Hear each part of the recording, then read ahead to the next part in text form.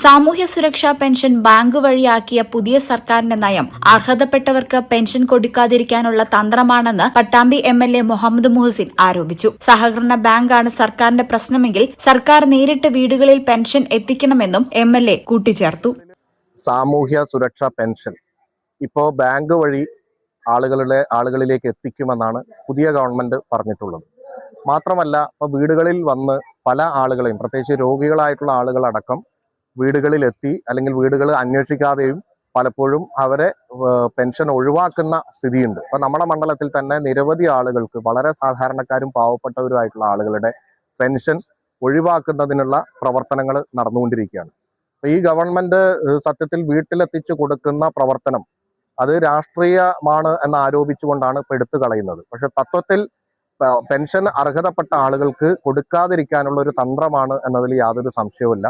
Pension വീടുകളിൽ എത്തിച്ചു കൊടുക്കേണ്ട പാവപ്പെട്ട ആളുകളുണ്ടെങ്കിൽ അവർക്ക് എത്തിച്ചു കൊടുക്കാനുള്ള നടപടിയാണ് ഗവൺമെന്റ് സ്വീകരിക്കേണ്ടത്.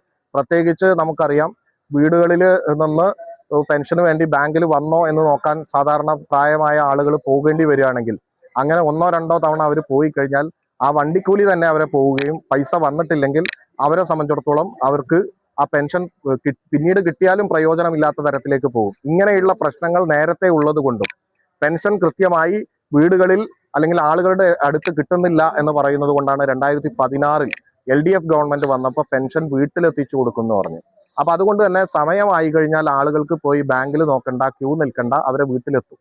ഇന്ന് ആളുകളെ വീണ്ടും ബാങ്കിലേക്ക് പറഞ്ഞയക്കുകയും ബാങ്കിൽ കൃത്യമായി പെൻഷൻ വരാതിരിക്കുകയും ചെയ്യുമ്പോൾ അവരെ സംബന്ധിച്ചിടത്തോളം അവർക്ക് അർഹതപ്പെട്ടത് ഇല്ലാതെയാക്കാനുള്ള ഒരു തന്ത്രമാണ് എന്നാണ് ഞാൻ സംശയിക്കുന്നത്.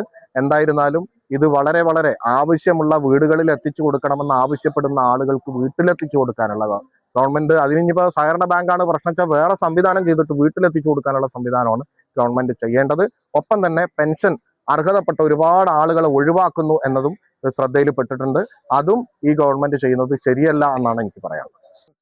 ന്യൂസ് ഡെസ്ക് ഈ ചാനൽ.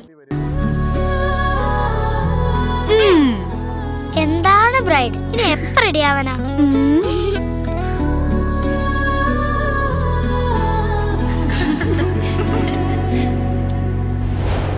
മരുപൂ പോലെ നിറമേകും MX, വെണ്ണിലാവായ നുള്ളാകെ MX.